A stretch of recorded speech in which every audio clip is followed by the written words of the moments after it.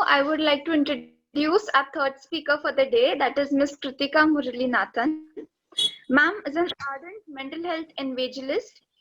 She has worn multiple hats in diverse roles such as new product research analyst, assistant professor, curriculum manager, content strategist, and program head. Currently, she works as a communication and creatives consultant for a mental health firm in Chennai. She is passionate about advocating and spreading awareness on mental health. She envisions a world free of stigma, where holistic mental health care is affordable and accessible to all. She has an MS from Polytechnic Institute of NYC, USA. Ma'am, we are fortunate enough to have you with us today. I would request you now to share your knowledge with us. Over to you, ma'am. Thank you so much, Shefali. I hope I'm audible. I hope you can hear me. Yes, ma'am. And thank you, Chennai, for that lovely song. I think it helped calm my nerves too. So that was perfectly timed. And before I start, I'd like to thank SAA and Dr. Anil and WOW, of course, for giving me this opportunity to share my experience with all of you. And I've seen the final report that you guys have made for the suicide prevention webcam. Great job. You know, the kind of details that you have put in, you know, the graphics, the language, the overall effort, look and feel of the report. Very, very nice, very well done. So kudos to all of you, the entire editorial team, the people who guided you, all the effort you guys took to go through every session, explain what every speaker has, you know, said, right? And all the volunteers who worked on this. So a big hand to all of you. So great job. All right, I'm very, very happy to have seen that. And I have to definitely mention that Yamini and Divya did a fabulous job with their sessions and was very insightful even for me. So I'm currently studying mental health. I will tell you about that a little more in some time. And it was very nice hearing these sessions. So what I'm going to do actually is I'm not going to, you know, present a PPT or anything. I'm just going to share my experience with all of you. And then maybe we could have a small exercise at the end of the session. All right, and if there's any, you know, any disturbance, if you can't hear me or see me, just let me know because I'm, you know, coming in from a different location. So just let me know and we will work around technology as you guys already know. So I'll be talking about volunteering. Now, essentially, when you think of the word volunteering, right, it means that you work for an organization, you know, without being forced, without, you know, without somebody telling you have to do it, right? You're doing it willingly and you're doing it without any pay. This essentially is what volunteering is, you know, like a definition. But in reality, volunteering is actually so much more. And I will tell you all about it based on my experience volunteering for WOW. So I'll tell you how this whole journey started to give you guys a background about what I've done before I started working for WOW, all right? Now, about 4 or 5 years back, I was going through a difficult time. I was having a personal setback and I was reevaluating what I wanted to do, you know, in my life. Okay, now what have I done? I have a bunch of, you know, educational qualifications. I have, you know, studied. I have, you know, probably a set of skills that I can offer. So what is it that I'm doing right now? So I was thinking about that. And to give you guys some more context. So I studied engineering. I studied in Chennai and I worked for some time after that. And then went abroad. I did my master's. And then I came back. I taught for a college for some time. And from there on, I moved. I moved again. I went into the content development, research, and you know, teaching, training sort of a, you know, phase. That was after I did core teaching at an engineering college. And I was very lucky to have worked with some fabulous organizations. I had great bosses. I had very nice mentors. I was very appreciated. So it was overall, you know, going quite well, all right? And then I had a chance to head a startup as well, which I did and which I was heading one of the divisions of the startup. It was started by someone really close to me. And things were going okay, but I felt something was off. All right, maybe because of what I was going through personally, I don't know. Something was missing, and for me, that was a big sign that I needed to take care of myself. I needed to figure out, okay, where are things going? What should I do? So I took a step back and I started, working on myself, actively thinking of what can I do to feel better? What can I do to bring more meaning, bring more purpose in my life? So while I was thinking about this whole, what have I done? What can I offer? How can I, bring in a more sense of meaning and depth to my life? I was, during this process of introspection, I was reaching out to people in my circle, my friends, my colleagues, my professors in college, people I've known for almost 20 years now. So I was reaching out to them, I was talking to them. And there was one professor specifically who was very close to, he taught English for me when I was in the first year of college. Let's say very, very long time back. Okay. So I still am in touch with him. I continue to be in touch with him. And I was having this conversation with him and I was telling him, something is not okay and I don't feel, good. I need some push. I need to have like a sense of I'm doing something meaningful. So then he told me, we had this conversation and he was like, Kritika, what do you enjoy doing? So I was like, okay. So I was rattling off. I like to read. I like to listen to music. I like to, watch shows on criminal psychology, and I like to binge watch shows. And he's like, wait, hold on. Forget about what you enjoy doing. Tell me what really makes you happy. What is fulfilling for you? So again, I went back, I thought about it, and the one word that kept coming back to my mind was people. That word kept coming back to me. So talking to people, engaging with people, and overall adding some value to people's lives.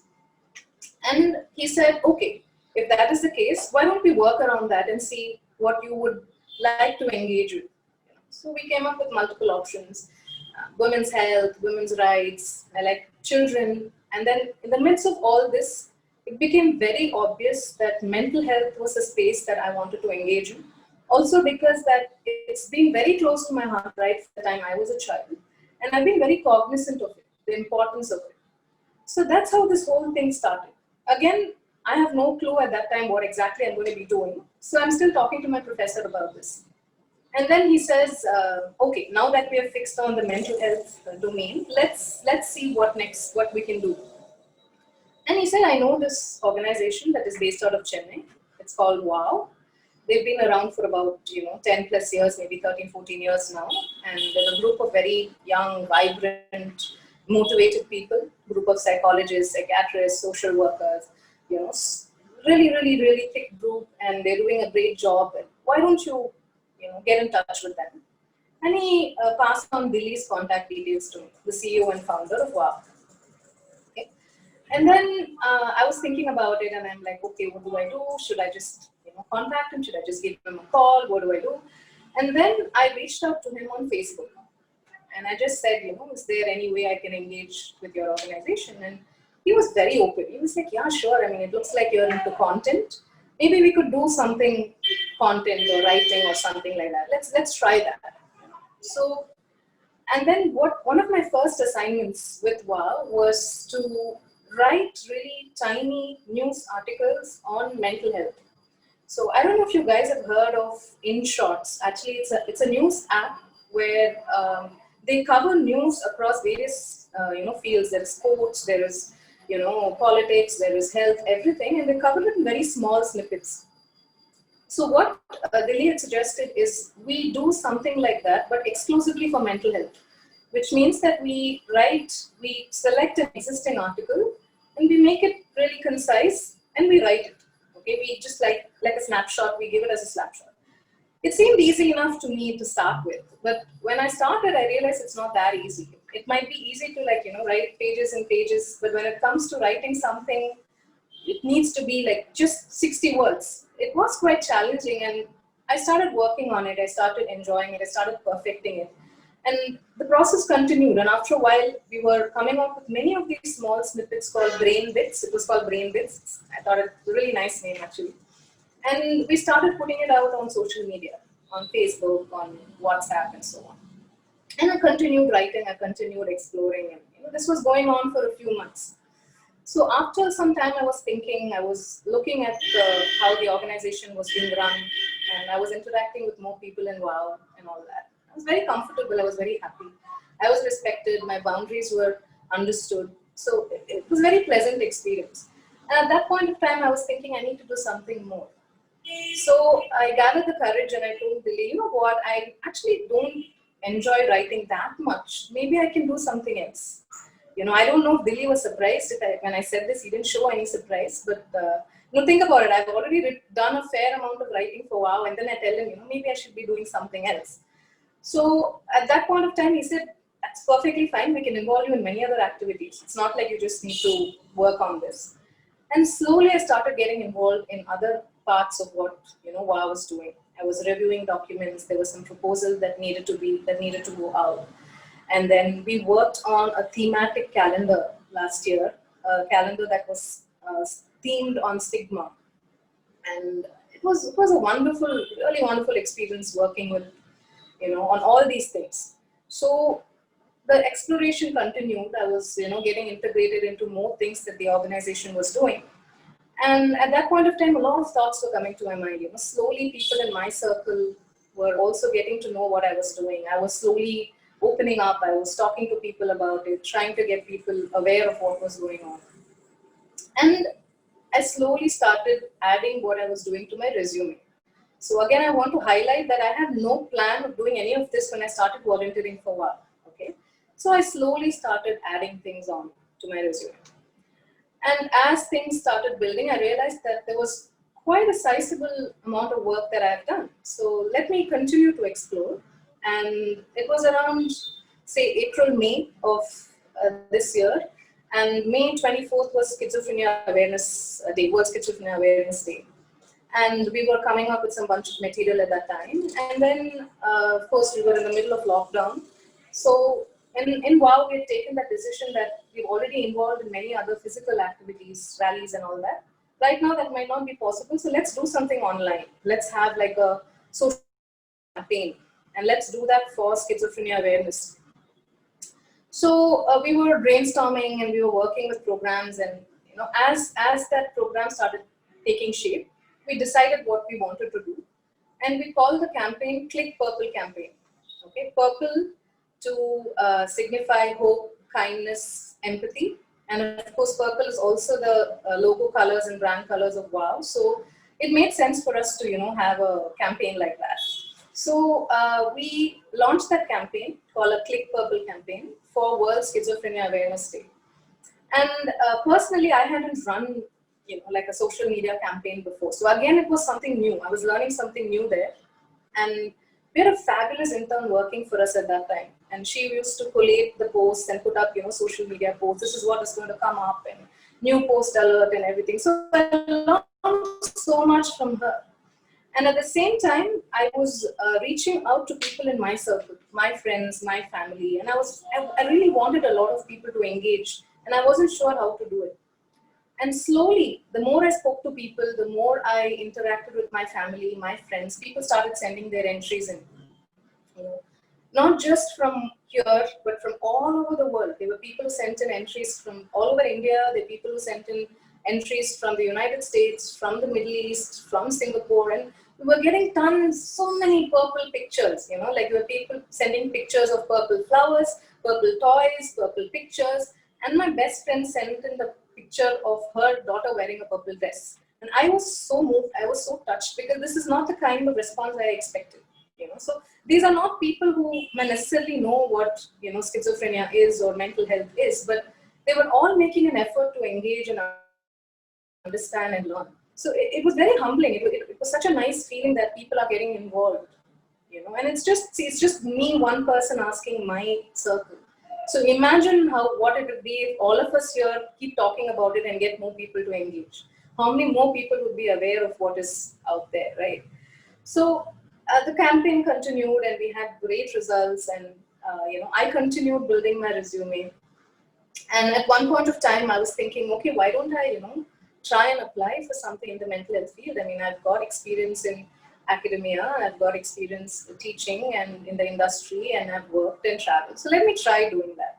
So it was also a good networking opportunity. I was meeting a lot of people across different backgrounds, age, and I recently spoke to a girl who was like 16, 17, who's running her own organization.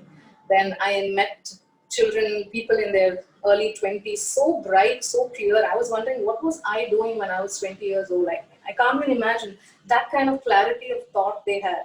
So it was wonderful meeting all these people. And I thought, okay, then at that point of time, I had the confidence to think maybe I might be able to work for an organization in the mental health space.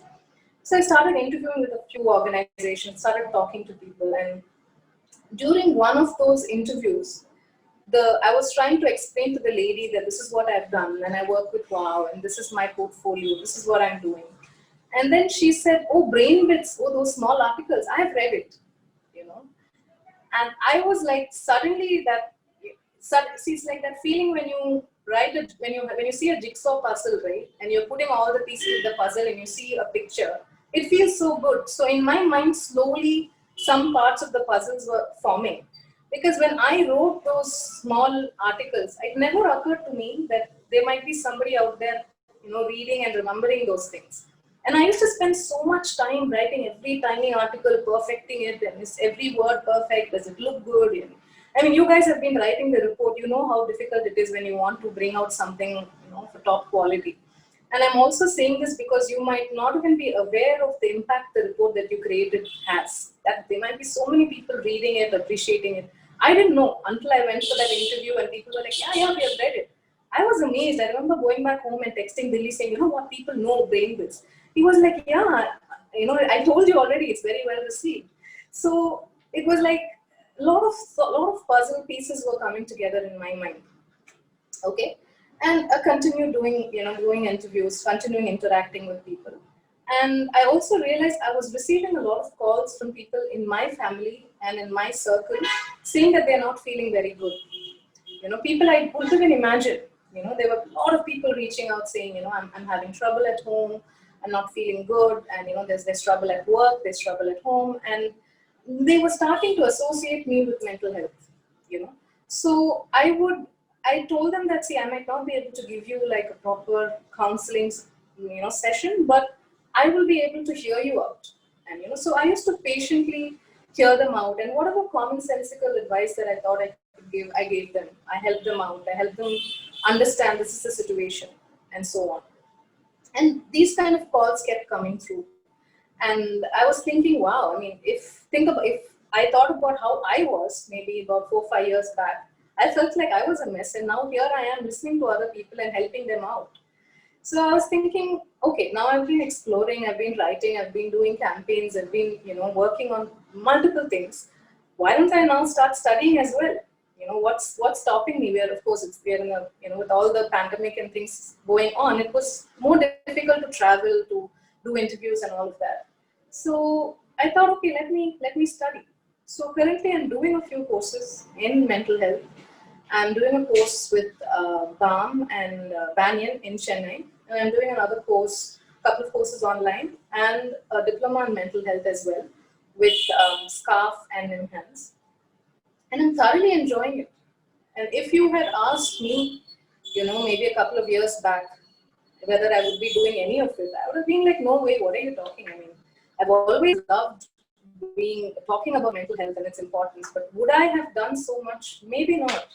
And all of this started because I thought of volunteering for an organization. And that too, there was no plan for it. It wasn't like, okay, I'm going to plan, I'm going to work for them, and then I'm going to try and build a career out of it. There was no such plan, but that is what happened. So the thing with volunteering is you start off and most people think it's like, it's charity, and it really is not, because most often than not, you end up getting so much more than what you give people. It's amazing. And there are so many people all over the world who are volunteering. And even for me in my own small circle, I can see so much of a difference, right? So in my family, there are a lot of people who are medical professionals, not necessarily mental health professionals, but doctors, medical doctors, right? So these are people who are very accomplished in their field. They're very well-read, and they lead very busy, very productive lives. But even in such a circle, I felt that the awareness and the importance of mental health was not there. Something was missing. So I'm thinking in a very highly educated environment, if people do not understand or people do not know the importance that it needs to be given, think about people around, other people, you know. So I started at home, I started talking to people, I started talking to friends, started talking to family. And when people reached out to me, I would tell them to try and seek professional help if I think they needed it, based on whatever, commonsensical analysis I could do. And I would be very upfront with them. This is what I know, this is what I think you should do. And in my experience, if I speak to about, let's say 5, 6 people, 2 people actually go back and they get help and they come back and tell me, you know what, I think it was a really good idea. Thank you so much. Right? And for me, there were a few situations where I felt what I'm doing really mattered. And one such situation was like this. Okay, I'll explain it to you. So basically, I'm sitting at home. I'm sitting in a family discussion. My mom is there. My grandmom is there. We're all talking. There's a heated discussion going on, and they're talking about somebody in particular. Okay. In the middle of all this discussion, my grandmom is saying, "No, don't scold that person. He has anxiety. He's a very anxious personality. You must be kind to him. That's how he is. Don't worry." And I was stunned. Okay, this is somebody in their 80s who probably has had no exposure to the concept of mental health care at all, right? So obviously she's been listening to what I've been saying or talking or whatever. For her to say that someone has anxiety or whatever, I didn't even know those are the kind of terms that she has used.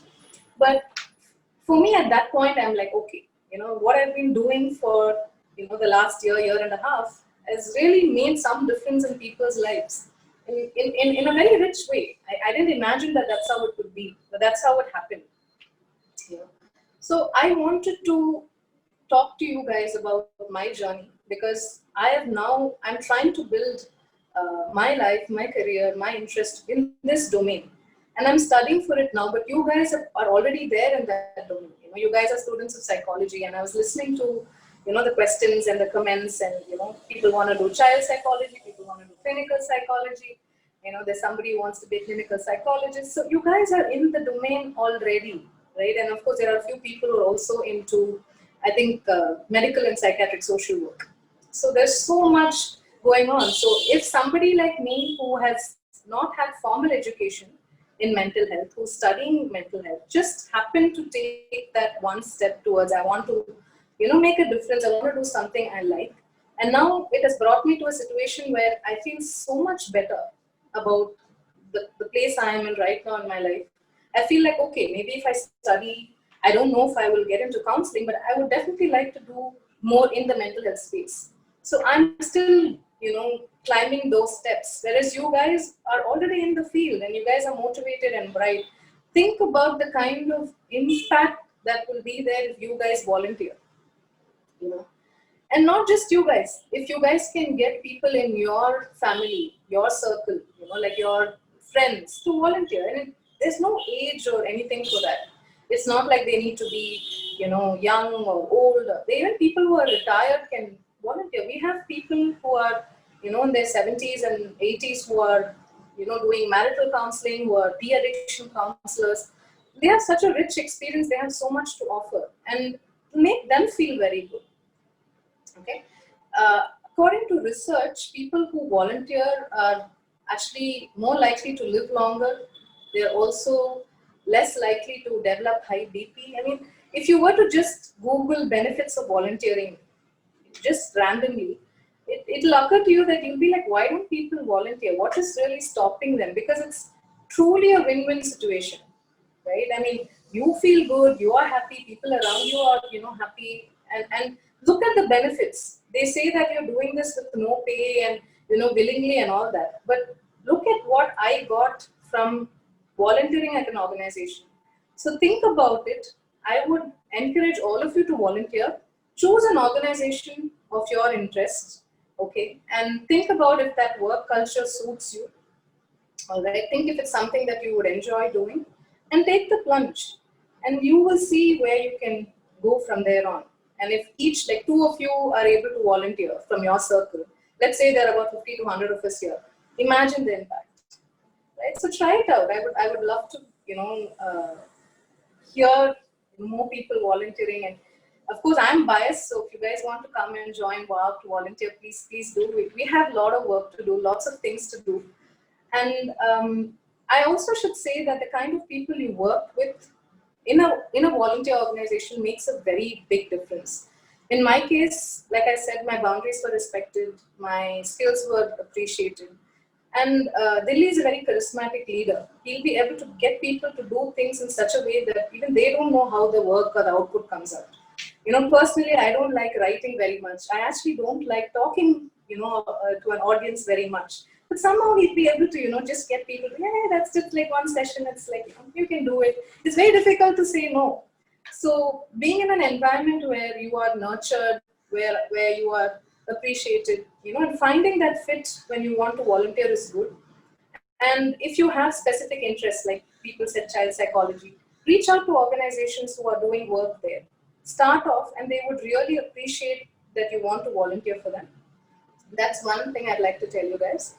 Another thing is, please get on LinkedIn. I don't know why the kids these days are not on LinkedIn, because we are on Facebook, we are on Instagram and Snapchat and Pinterest and 100 other things, but not on LinkedIn. So get on LinkedIn. It's a very good tool for you to find organizations for you to volunteer. Talk to people around you and try to build that community. Okay. So recently I saw this advertisement that came to me. I'm not going to mention what it is, but it was for a credit card. All right. So they said that if you sign up, you will get this much of money. If you get 2 people to sign up, you will get this much of money. If you get 4 people to sign up, and people are doing it because they are promised, 4,000 rupees or 6,000 rupees. Because you think there's a tangible benefit from it, that you're going to get so much money. But in terms of volunteering, just because we don't understand that benefit, it might not seem tangible to us. It might be intangible, but it's something that there is just so much to it. We don't realize how much we can get out of it and how good it feels, which is why we don't do it. So I would say, you tell 2 people in your circle to volunteer. Ask those 2 people to ask, 2 or 3 other people to volunteer. And then tell me how that went. And even if, because of you guys, 5 or 6 people end up volunteering, you will understand the kind of impact that I'm talking about, right? So that's pretty much in a nutshell what I wanted to share with you guys. It's just an experience. I know this is probably the last session. I didn't want to, sort of, talk too much or give you too much gyan. So this is what I wanted to share. And maybe we could do a small exercise. It's a fun exercise. Maybe we could do that exercise. And then if you guys have any questions, I'll be happy to answer. So how this exercise works is, it's a platform called Mentimeter. Okay. The organizers will put the link on your chat box. And if you were to click on the link, and you have to enter a particular code, and there are a set of questions that you need to answer. All right. So I would suggest you guys try it out, and then we can take the question one by one, and we'll see. And the beauty of this platform is you can also see how the other people have responded to these questions. All right, they're very simple questions, so try it out. I think the link is already there in your chat box. You guys enter it, and there are a few questions. Let's try answering them. And that's also the code. When you go to that, when you click on the link, it will go to a site, and you will have to enter that code in that site.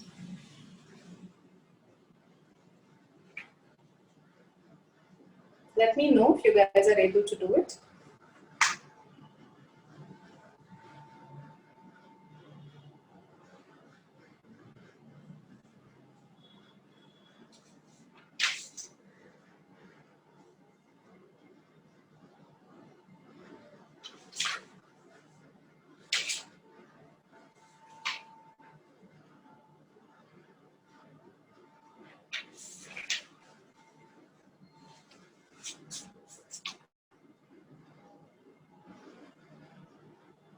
Can you guys see that? When you enter with the code, are you able to? Yes? Shall we start?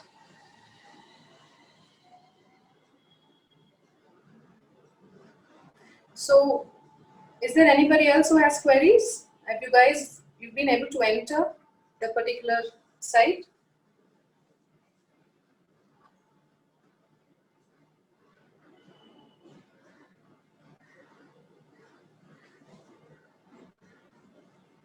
Anyone?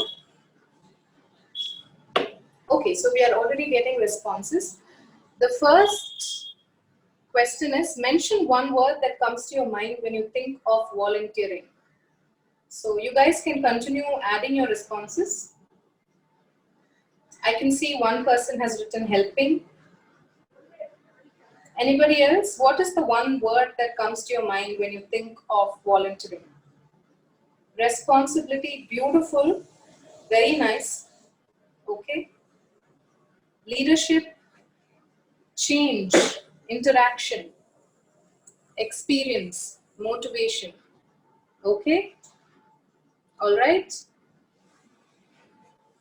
Teamwork,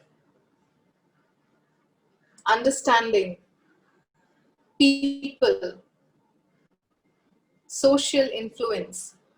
Very nice. You guys are a lovely audience, very interactive, I have to say. Okay. Understanding, accountability. I think the screen is changed.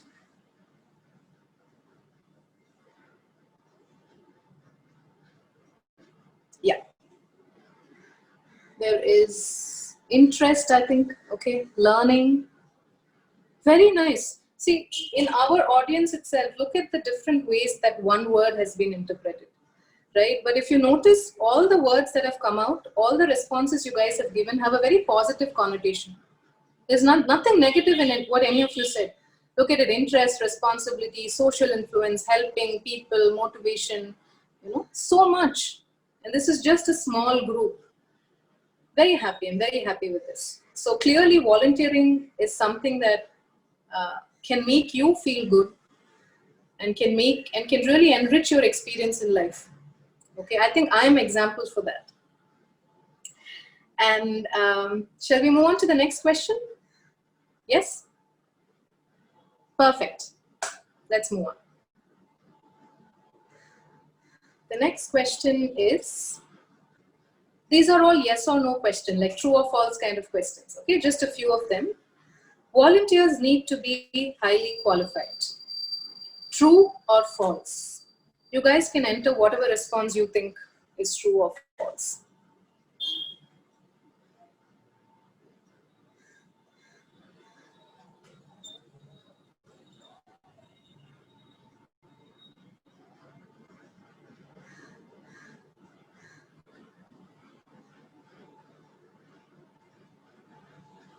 Okay, there's somebody who typed false in the chat box. Okay.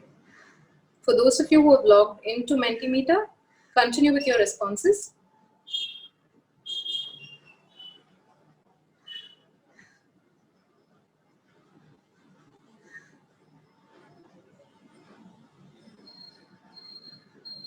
Okay, Chinmay says false. All right.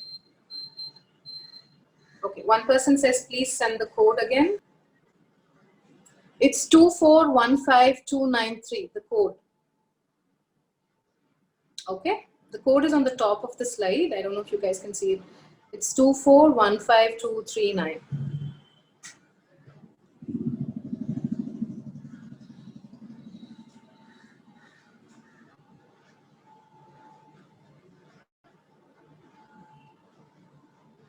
Have you guys answered this question? Volunteers need to be highly qualified. Okay. Are we able to see the responses, Dilly?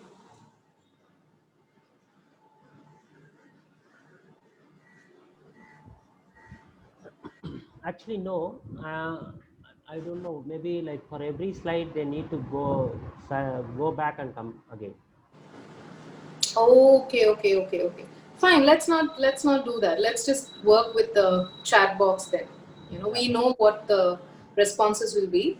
So far from the chat responses, most of the people have mentioned false. That is, they have mentioned that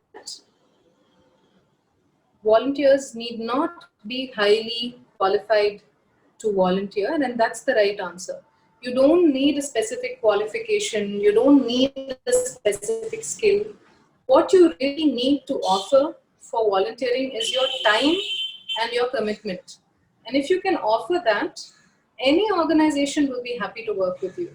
And you will end up learning a lot from that organization. It doesn't mean that you need to do, you need to be very highly qualified or anything like that. All right. So it's also good for you to know what you want to volunteer in, or maybe try it out. And I would suggest it would be nice if you guys can also volunteer in a space that is out of your comfort zone. Okay, so I've met people who are very shy, who are now very comfortable with public speaking, simply because they continue to volunteer, they continue to tell themselves this is something I can do. So let me tell you guys a little secret about me. When I was a kid, I used to cry to go for fancy dress competition because I had such intense stage fright. All right. So think about it. Even for me, addressing an audience and all is way out of my comfort zone. But I've learned a lot doing that. So do you need to be highly qualified to be a volunteer? Definitely not. You need to want to do it. You need to have a passion to do it. And if you like doing it, you'll automatically get that passion. All right. So that is the next myth. We will move on to the next one. Busy people do not volunteer. What do you guys think is the answer to this? True or false? Chinmay says false. Okay. Tanvi says false. Okay. Amrita. Okay. Arya, Shefali, Amrita Joshi. Everyone says false. Okay. Any other responses? I'm very, very happy with this response because your response is right. Busy people do not volunteer is wrong. I'll tell you what. So across the globe, more than 1 billion people volunteer, okay, in various organizations that they like. And typically the people who volunteer are those who hold a job, those who are married, those who have a family, and those who have children under the age of 18. So, I mean, if that doesn't sound like a busy person, I don't know what does. But I'm just saying, these are the kind of people, the demographics of people who actually want to and have been successfully volunteering. So busy, my dear friends, is actually an excuse. If there's something that you really want to do, you will. And I think most people do not understand the benefits of volunteering, which is why they don't do it. And come on, let's be honest. This isn't just about what we want. I mean, what we give, right? I mean, we can be selfish about it. We feel good about it. So I don't know how many of you have, remember a particular scene from the sitcom Friends. I'm sure all of you have seen Friends, okay? So there'll be this conversation between Joey and Phoebe and all of them about, is there any act that is totally selfless? And they come to a conclusion that there is no act that's selfless, because whatever you do, even if it's something that you're giving for someone else, you're doing it because you feel good, right? So none of us here are, Mother Teresa. So let's just be open about that. So let's volunteer. Let's see what we can do out of it. Let's see what we can learn out of it, and I'm sure it'll make all of us very happy. All right. So great. We've already busted 2 myths. One is volunteers need to be highly qualified, which is wrong. The other thing is busy people do not volunteer, which is again wrong. A lot of people with very full lives volunteer. Let's move on to the next one. Private organizations do not need volunteers. True or false? What do you guys think? Siddhi says false. Amrita says false. False, false. Pooja says false. Chinmay, false. Prerna says false. Shefali, Tanvi, okay, all of you say false. All right. Okay. Any other responses? Very nice. You guys are a fantastic audience, and that is the right answer. It is false. See, there is generally a myth that, that is floating where people think that only NGOs need volunteers, or people who volunteer, that's the space to volunteer, and that's not true. Yes, NGOs also need volunteers, but there are a lot of private organizations that rely heavily on volunteers to get things done, to get jobs done, right? And it is essential that we recognize that everybody needs help. Whether an organization is well funded or not, it doesn't mean that they don't need help, right? So the thought that private organizations don't need volunteers is totally wrong. So there are a lot of organizations that are struggling. They're doing really good work, but they're struggling because they're not able to get the right resources to work for them. And there are organizations that are struggling to make ends meet, to break even. It's very difficult to run a business.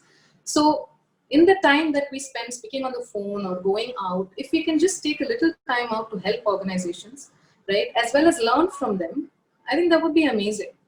And of course, since we are in the mental health domain, I would suggest preferably in the mental health domain. But even if not, if there's any organization that you'd like to volunteer, I would be very happy if you guys did. We'll go on to the next one.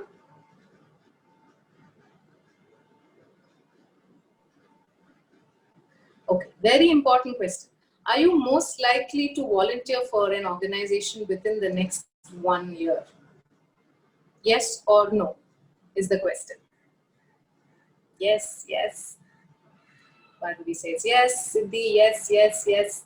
Chinmay says yes.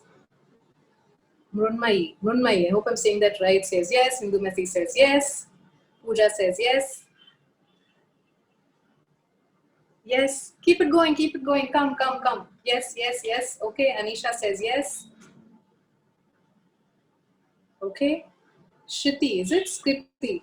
I'm so sorry, my pronunciation says yes. Nishita says yes. Okay. Amrita says yes. Yes, any more yeses? Great. I think my job here is done, like Runal says yes. I think my job here is already done. So I'm very, very happy with the number of yeses we've got. I think we have one more question. I think one last question. What do you think you will learn the most from volunteering? I don't know if you guys can type, over via Mentimeter, or if you can type in your chat box, that would be great. What do you think you will learn the most from volunteering? Patience, okay. Very nice. Anybody else? What do you think you will learn from volunteering for an organization? Time management, okay. Learning new things, definitely. Responsibility, yes. Perseverance, confidence, very good. Selflessness, very nice. Experiencing different things. Tolerance, understanding others, being there for others, beautiful. Peace, okay. Very nice. Very, very, very positive responses. Satisfaction, happiness, working for others. New modules and working styles, a better understanding of the world. Fabulous, Amrita. Happiness, yes, Siddhi, definitely it will make you happy. Very nice. Altruism, says Arya, very nice. Great, great. Mental stability, yes, because you're going to be meeting so many different kinds of people. Definitely you're going to learn from all of them. Any other responses? Great. You guys have been a lovely, lovely audience. Developing empathy, of course. Since you guys are already in the mental health field, I don't have to tell you this, but most people who have mental illness, okay, Pooja says self-discovery. Yes, Pooja, definitely. Most people who have mental illness do not seek help, okay, immediately, because they think that they're going to be judged. And there are people who, who've been suffering for 10, 15 years. Sometimes it takes that long for them to come out, talk about it, and for a diagnosis to be made. That's how bad the situation is.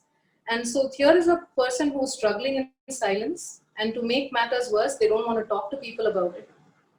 And when they finally go and meet people, it's already 10, 15 years of their life is gone, and then they get treated, diagnosed, if they need to be medicated, so much going on there. So, and what makes matters worse here is that most people who finally get treatment are people who can afford treatment.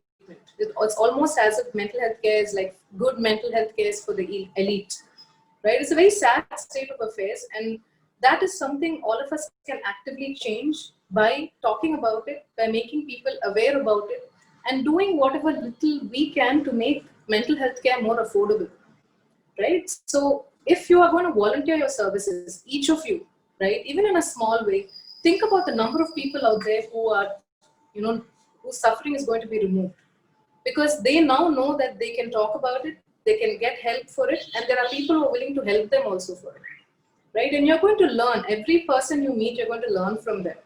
So think about this when you want to, volunteer, especially in the mental health field. See, when there's a physical ailment, it's like a fever or a fracture or whatever, we immediately say, let's go to the doctor, let's do this, let's do that.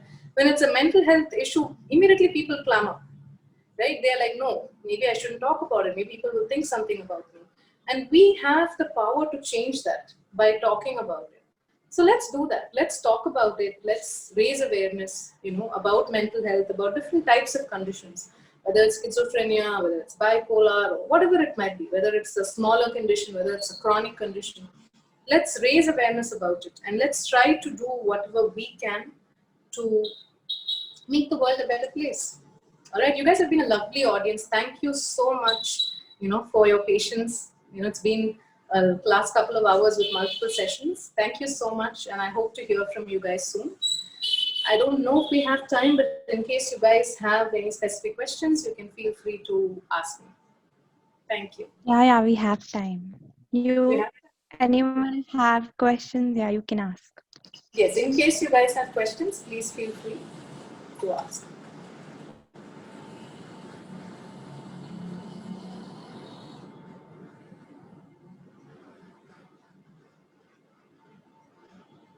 Did you guys enjoy the, activity? It was rather simple, right? Maybe we should have given you guys something more tough.